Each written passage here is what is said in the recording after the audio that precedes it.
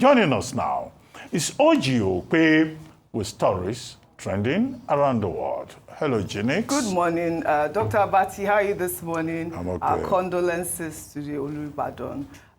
May his soul rest in peace. Good morning, Vimbai, our favorite Nigerian wife. How are you this morning? I'm well, you were thank you. jollificating this weekend. Let me just out you. Just good a morning. little bit. Good morning, Rufy on fire. How are you this morning? I saw him. I'm very proud of you. I'm actually very proud of you. Did I miss something? You did. You Of miss course you did. As always. We're gonna party hard. She brought your love rice. Okay. You play too much. Our Nigerian wife. You excluded me. It wasn't my. It was Adeswagi Osagi's birthday. 32nd birthday. Happy birthday to our favorite journalist, Adeswa. Yes. Osagi. And the implications were on point. Up to the task. Something is waiting. Enjoyment galore. Enjoyment galore. Thank you. Adeswa Osagi. We love you. Happy birthday. So I'm not Adeswa. leaving very early today. No, you won't. Well, all right. Well, good morning to you, viewers. Let's begin what's trending. Taking reactions to the court order issued to the Senate to reinstate Senator representing Kogi Central, Natasha Akpoti-Uduaghan, after her 6-month suspension was deemed excessive and unconstitutional. The judge in the case, Justice Binta Nyako, found Senator Akpoti-Uduaghan guilty of contempt of court for publishing a satirical apology on her Facebook page. The post was made in defiance of a court order that prohibited all parties involved in the suit from making public comments about the case. As a consequence of the contempt, the court fined Senator Akpoti-Uduaghan 5 million naira and ordered her to publish a formal apology in 2 national newspapers and on Facebook within 7 days to purge herself of the contempt. The judge emphasized that while the Senate has the power to discipline its members, such actions must not be so severe to deny constituents adequate representation. And that is an actual fact, yes, because we know that Natasha has not been, conducting her duties since her suspension, but she's seen this as a victory. She actually did put up a post. And the reason why the court said that it was unconstitutional is because they denied the constituents their rights, which is the fact that Natasha had not been serving as a senator. Well, I'll tell you what Natasha said on her IG post. She posted, "I am Natasha," with a caption, "Illegal and unconstitutional suspension quashed. Thank you, great people, for your support. Together, we redefine leadership." Senator Natasha Akpoti-Uduaghan from Kogi Central. I mean, that post on Instagram went viral. In the meantime, the Senate says it will not recall Senator Natasha Akpoti-Uduaghan from her suspension until it receives and reviews the certified true copy of the judgment delivered on July 4th, and until she complies with the court's order to publish an apology and pay 5 million naira fine for contempt of court. Although the court dismissed the Senate's argument that it had sole jurisdiction over its internal affairs, the Senate spokesman, Yemi Adaramodu, emphasized that the court's judgment does not override the Senate's constitutional powers to discipline its members. He explained that the onus is now on Senator Akpoti-Uduaghan to fulfill the court's directives regarding the apology and fine. Once she complies, the Senate will then reconvene to deliberate on her matter and decide on her recall. Meanwhile, Senator Akpoti-Uduaghan told her supporters in a video trending on social media that she would resume her legislative activities in the Red Chamber on Tuesday, July 8th. She expressed gratitude to her supporters following the court judgment that reaffirmed her position in the Senate. Let's take a look. Thank you for your support. I'm glad we were victorious today. And we shall resume in the Senate on Tuesday.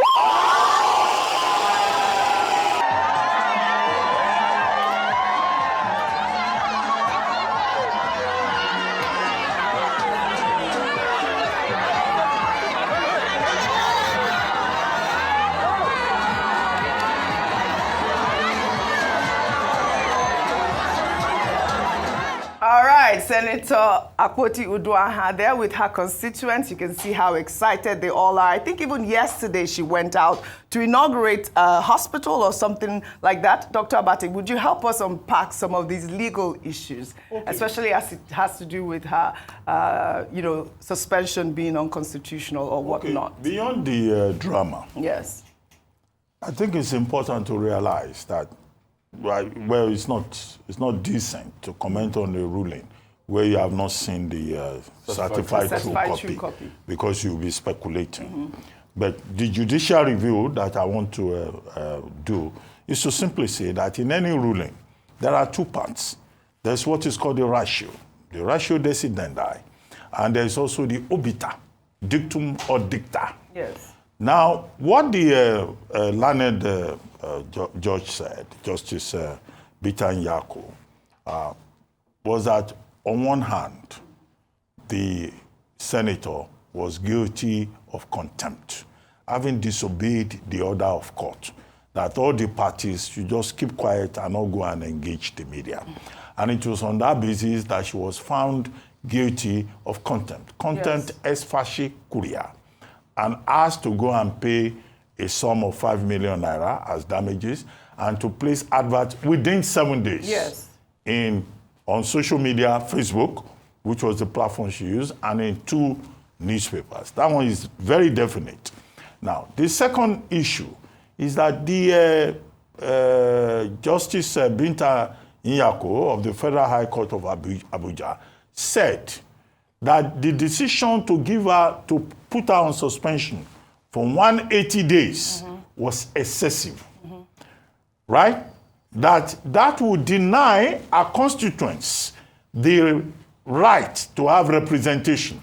If you say you are sending somebody on suspension for 6 months, so what happens to the job that she has come there to do? That's the point. However, without prejudice, the judge said, to the fact that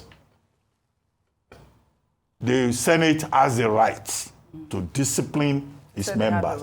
But she expressed the opinion that, look, 6 months is too much. Yes. And she urged that the Senate should take a second look at its legislative rules, guidelines, and procedures with regard to how you suspend your members. So the argument now, which the Senate's camp, their legal counsel, that they are pushing, is that the court did not give an express order for a recall. The court merely expressed an opinion. So it was the court in that regard dealing with the ratio, or was the court dealing with the obiter? Was his lordship speaking obiter? So those are some of the gray areas there. But both parties have claimed their victory.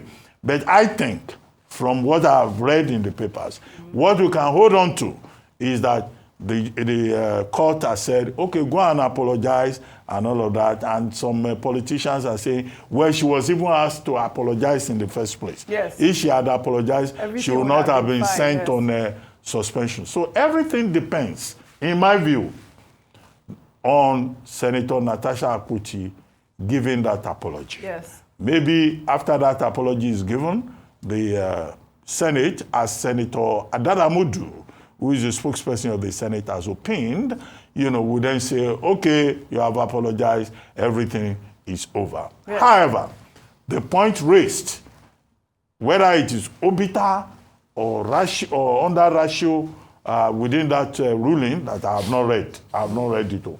It's only when I read it. Then it should be considered by the Senate. Right. Because the learned judge expressed the opinion that you cannot deny the people of Natasha Akpoti's constituency representation for such a long period, even when you want to discipline your member. And that is an infringement on their rights, right? I want to clear something. Go ahead. The apology here is not to the Senate. It's to the court. Because the court gave a ruling March 20, 2025. Doctor, let me finish, Dr. Bati. Yeah, let's clarify. No, you can't explain it to me. I know it. Wait, and I have not talked now. Okay. Except if you don't want me to talk, I can yield the floor to you. Talk. The apology is not for the Senate. And I'm saying this in response to how they are now couching it. Like the apology is to the Senate on what she had. No, she didn't. No. The apology the Madam Amodu were talking about was the apology they were trying to make her give to the Senate after all of that brouhaha. This apology is not to the Senate. Let me repeat it 100 times. Please, you can look But you know that the Senate has asked her to apologize. Yeah, this is a different... This is a different one. No? That's why I'm clarifying it. Right. Please, loop my statement. Okay. This apology is not to the Senate. This apology is not to the Senate. No, you know why? I'm saying that deliberately. Okay. Because the narrative now is they are couching it. This apology is for the contempt to court. Yes. It's a satirical letter. To the satirical letter she wrote. Right. Because they are not couching it and saying that the apology is to be the same. So when she apologizes or writes that, no. This apology is to the court and she will make the publication Don't worry, they can clear. hear you clear. Please, Loud and clear. Look what I said though. But this apology is not to the Senate. But you know, Rufai, we have to go. But you know that, there's a certain group that has even urged Natasha that, don't go and resume because, you saw her in the video saying, on Tuesday, I'm going to go to court. Because the Senate has said they have to read the court order and review it before they allow her come back or before they recall her. They begged her, please don't go and resume and cause yourself another problem. But now the issue is she going to apologize? Let the CTC come out first. Is she going to apologize to the Senate before they take her in to the Senate? I didn't say court. Is she going to, because they're asking for apology? I repeat, they're asking for apology. That's why I clarified that the apology is to the court. The Senate should not think the apology is to them. Before she resumes? But I just think that her constituents have been denied for a very long time. This matter should be quashed. If it's an apology that is needed, I just think that it should be done. If the court has ordered it, it should just be done. Well, all right. Should we take another story now? Well, the Minister of the Federal Capital Territory, Nyesom Wike, held a Thanksgiving service in Abuja on Sunday to celebrate the successful completion and inauguration of various FCT projects. The Thanksgiving followed a 19-day project inauguration exercise that began on June 10th, commemorating President Bola Ahmed Tinubu's second anniversary in office. Key projects inaugurated included the newly renovated Abuja International Conference Centre, which was renamed after President Bola Ahmed Tinubu and cost 39 billion naira to renovate. The expenditure drew criticism, which Wike defended by stating that those criticizing the project do not have good taste, and that Nigeria, as the giant of Africa, must have world-class facilities.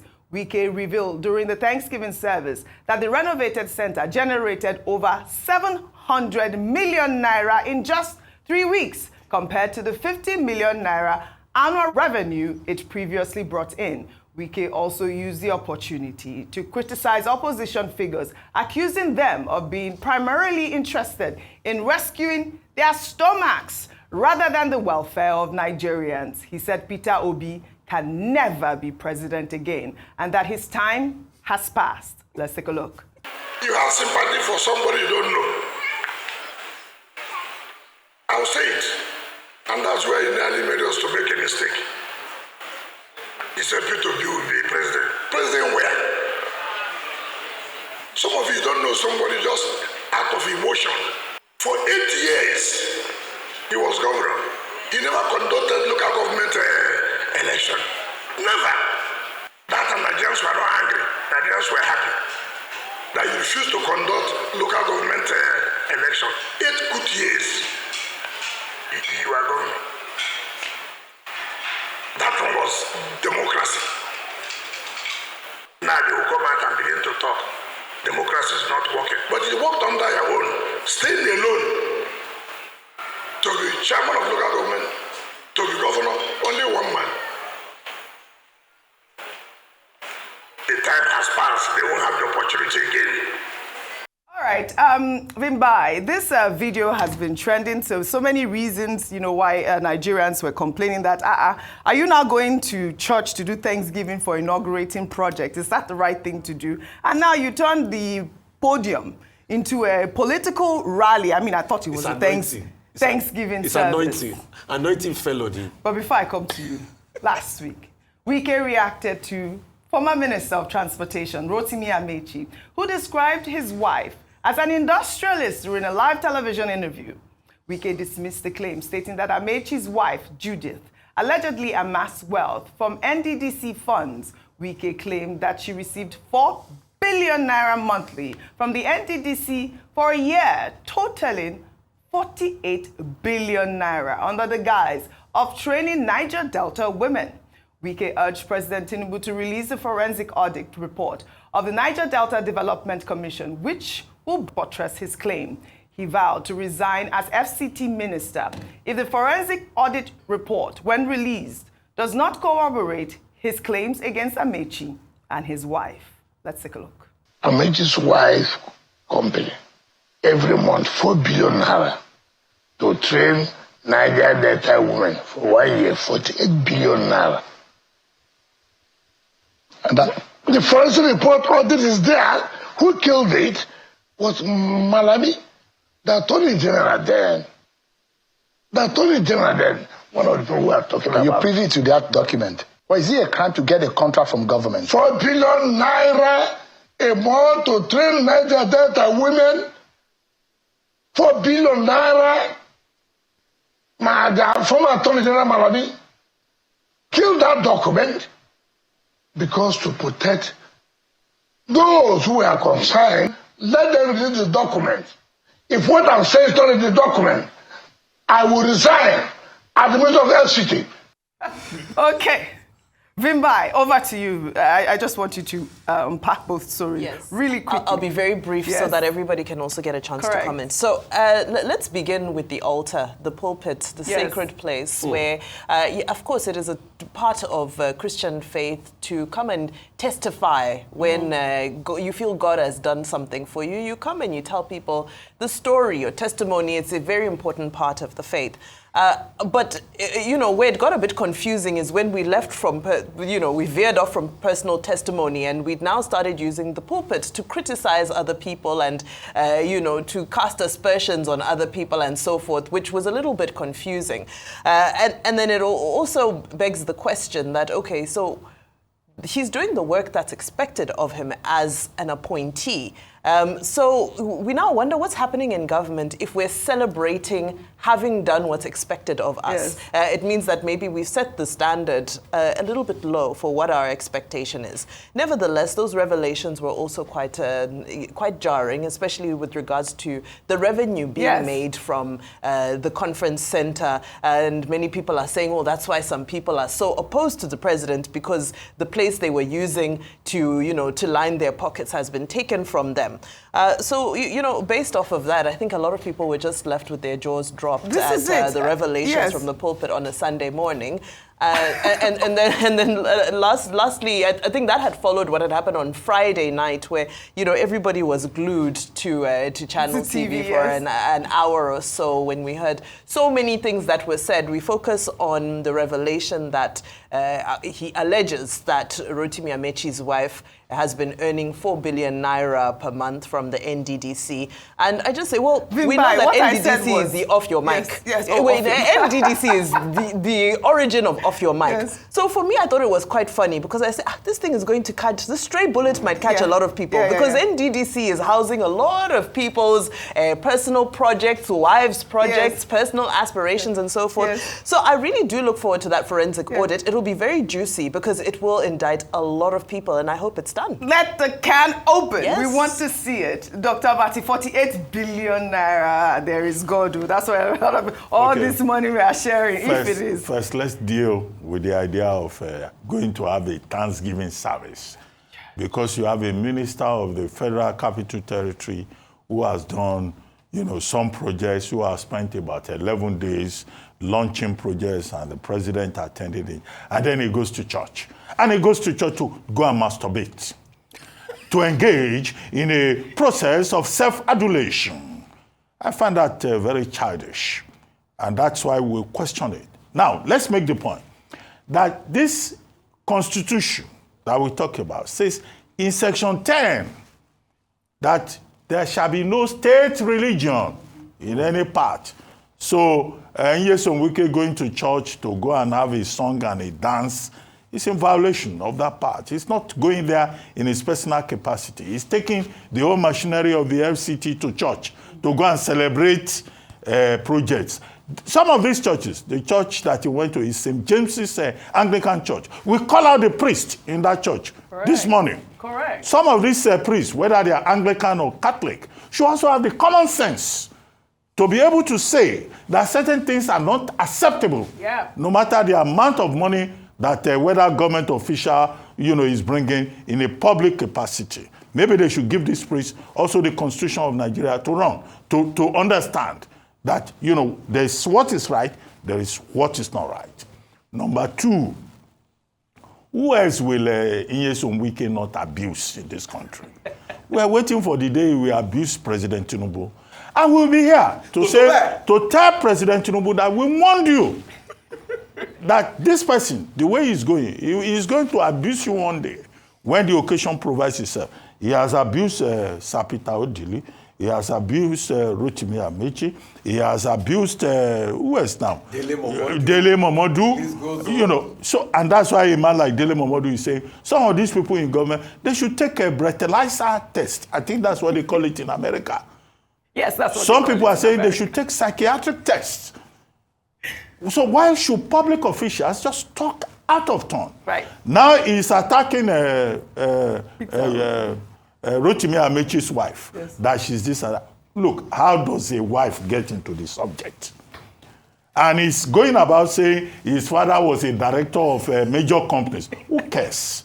Whether his father was a mechanic or a vulcanizer, that's not what we're talking about. All right. He has a job as Minister of the Federal Capital Territory. Can all of these people just focus on that? My wife is richer than your wife. My father is richer than your father. This is why I said this morning that there should be IQ tests for the people that we send into government. If you don't have basic intelligence, don't just go near power. And don't disturb properly educated people with my wife is better than your wife, my father is better than your wife, I'm riding a Rolls Royce, I have money, I bought it with my money. Is that the kind of level of sophistication or intelligence or integrity that Nigerians should be confronted with? We have to say it. Yes. I end by saying that President Tinubu should beware. He should pay more attention to the character of the people that he puts in a very important position. I don't want to hear about your wife. I don't care. I don't care whether your wife is an industrialist or your wife is this and that. I don't want to know whether your father is a millionaire or a billionaire. All right. I want to assess you on the basis of the assignment that you have been given. Right. Can these people grow up? How can we put children in important positions? Dr. Bati on fire. Sorry, Rufai, go ahead. Quickly. Okay, I will not be quick. You have to be because we have other stories. Oh, yeah, quickly. Spend time here. Okay. Yes. Where should I start from first? The church. Is it the desecration of the church? Yes. I'm not surprised. I'm not surprised that the church is now being desecrated. Fela sang one song. You can dance with me this morning. All right. Archbishop na miliki, Pope na enjoyment, Imam na baladu. Archbishop na miliki, Pope na enjoyment, Imam na baladu. Archbishop, you enjoy. Rufy. Somebody say parara. Rufai, go ahead. So quickly. Fela sung that song long ago. So I'm not surprised that the altar of God is being desecrated. I'm not surprised. I'm a man of faith. My faith is a cornerstone of my life. And when I see the altar of God being turned into a political rally ground, I know as a man of faith and the spirit that that's not the discernment of the kind of anointing I want. That's the political anointing that came on him while he was there on the pulpits. And it is sad, the aberration that is happening in our house of God. Secondly, Oji, the question asked is indicative of the state where Nigeria is today. Two politicians were asked, how did you make your money? Those were the questions, though. They couldn't give a coherent answer. They Wike said his couldn't father had plot a timeline. And then his Amaechi said that. I mean, with that, a lot of people, I've been seeing a lot of messages about people that went to school with these people that have been debunking all the things they have said. Okay. They couldn't plot an empirical timeline of what they were before getting into power. they couldn't say in the interest of accountability, they should release their code of conduct filings before they got into power and out of power. It was a question that threw them off balance, and they muffled it because it speaks volumes of the accountability sector in the country. And that's why I dare them to release the kind of wealth they have before they got into politics and out. Said. Secondly, we shall President Tinubu, like Minister Wike said, please release that forensic report. This is it, yes. Because we need a country where there's accountability. Without accountability, you cannot thrive. All right. So I beg you, release that forensic report. I know because of time, Oji, I wouldn't talk much. I'll rest it here. Yes, we rest your case. Very good. We are waiting. Open the report. Well, all right. Last week, we'll take another story now. Last week, Vice President Kashim Shettima co-chaired the second session of the Nigeria-Brazil Strategic Dialogue Mechanism held at the Presidential Villa. The dialogue, which aims to boost bilateral engagements across key sectors, had in attendance the Vice President of Brazil, Geraldo Alckmin. Shettima highlighted Nigeria's crucial role in shaping global growth, especially within Africa. Well, a video has emerged featuring both leaders leaving the meeting, with Shettima in the lead. In the video, Shettima was seen opening the door of the car for the Brazilian president, which has elicited a flurry of reactions. Let's take a quick look.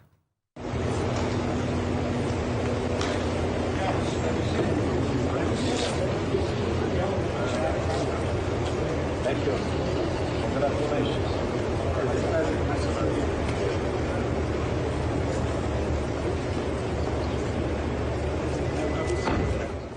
All right, Dr. Bati, this video has been trending. I mean, for me, I was saying that, I don't know if it's any sort of breach of protocol. I think it's some sort of diplomatic, courtesy. That's how I saw it. Your thoughts quickly.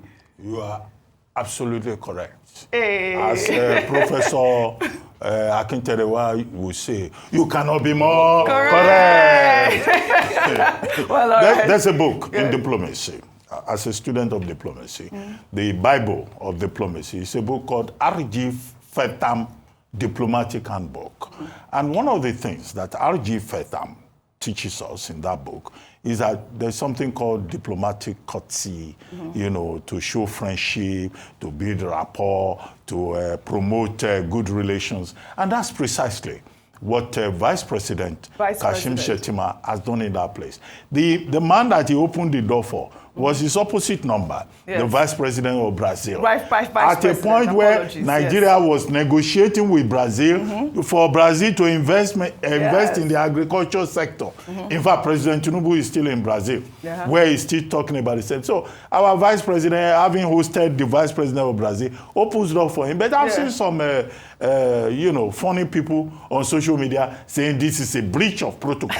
People should not comment on what they don't know. Right? I think that what the Vice President did is quite appropriate, and it's a gesture of friendship, civility, decency, and good diplomatic relations. Thank you, Dr. Bati. Well said. Shall we head over to Kaduna State now, highlighting the Nigerian Army's commemoration of its 162nd anniversary, which took place on Sunday, July 6th. The 2025 Nigerian Army Day event, themed Developing the Soldier First concept, imperative for Nigerian Army's transformation drive, showcases strategic shift towards prioritizing the welfare, capability, and combat readiness of its personnel. The celebration featured a grand parade and equipment displays serving as a tribute to the dedication and sacrifices of Army personnel, both fallen and serving. Vice President Kashim Shettima, representing President Bola Ahmed Tinubu, led a high-profile delegation that included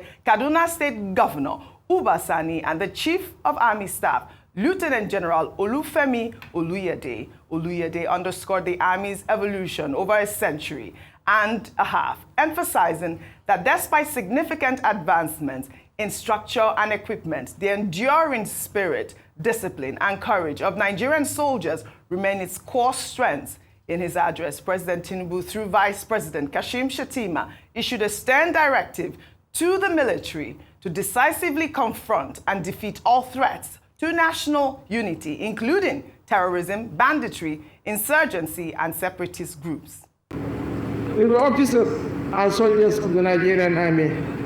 I said this with clarity. The time to rise is now. So you have my full authorization and the trust of the Nigerian people to confront and defeat those who seek to undermine our nation. What a significant milestone. Well, during the event, or ahead of the event, the Chief of Army Staff, Lieutenant General Rotimi Amaechi, praised Kaduna State Governor Uba Sani for significantly improving safety and peace in the state since taking office. Amaechi attributed the positive change to the governor's inclusive governance. Let's take a look. It's important for us to note the fact that since he came on board, Nigeria has become, Kaduna State has become more peaceful, and there's no other reason besides the fact that you run an inclusive government and you take everyone to be Nigerians rather than one section or the other.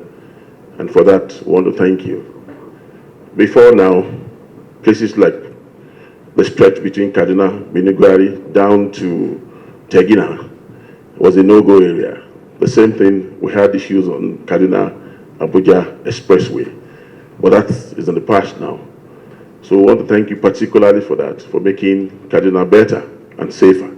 Congratulations to the Nigerian Army and, of course, to the Kaduna State Governor, Uba Sani. We have always hailed him here as the Governor of Peace. Shall we take our story under milestones now? Today, July 7th, 2025, marks 27 years since the tragic passing of Chief Moshood Kashimawo Olawale Abiola, GCFR, in government custody.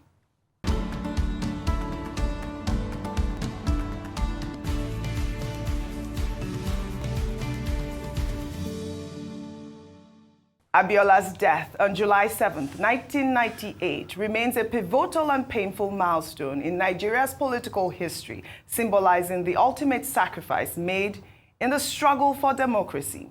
Abiola, widely believed to be the winner of the June 12, 1993 presidential election, was arrested in 1994 after declaring himself president following the annulment of the election results by the military regime. He was subsequently detained for 4 years on charges of treason. His death, officially attributed to a heart attack, occurred on the very day he was reportedly due to be released, sparking widespread disbelief, outrage, and protests across Nigeria. The circumstances surrounding his demise remain shrouded in suspicion for many, despite official explanations. MKO Abiola's death in detention cemented his legacy as a martyr for democracy. His name is inextricably linked with the June 12th struggle, a day now recognized as Nigeria's Democracy Day, a testament to the enduring impact of his fight for the sanctity of the ballot and the will of the people. I mean, each year we remember this day, and it marks just a significant milestone for Nigeria and democracy at large. Shall we take our final milestone story now? Still on the milestones, let's celebrate Segun Julius Agbaje, the esteemed Group Chief Executive Officer of Guarantee Trust Holding Company PLC, on the occasion of his 61st birthday.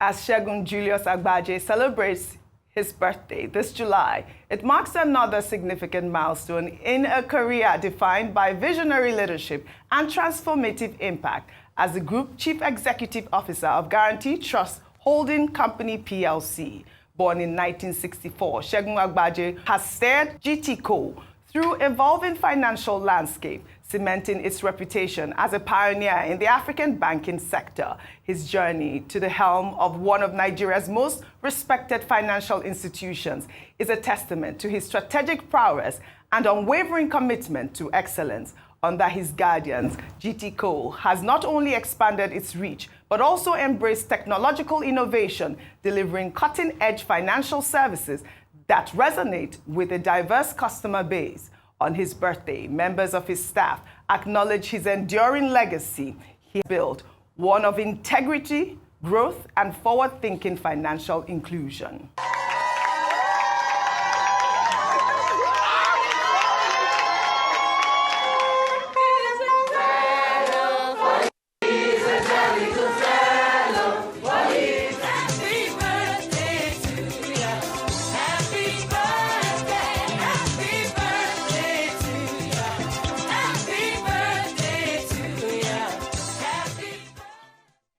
Fantastic. You know, I love our birthday stories. Happy birthday, Segun Agbaje. I hope you are going to arrange the implication. For who? Segun Agbaje. I don't work in the company now. I'm an Arise staff. Well, how would I be? You are the one promoting him. No, because he has added a great impact to Nigeria and the financial banking sector. But I'd love to thank you all. Which implication? Just biscuit and... Don't worry. I'm up to the task as always. Well, I'd love to thank you all for your great analysis as always on what's trending. And again, happy birthday, Segun Agbaje. Well, that's all I have for you guys on what's trending today. I'll see you all tomorrow.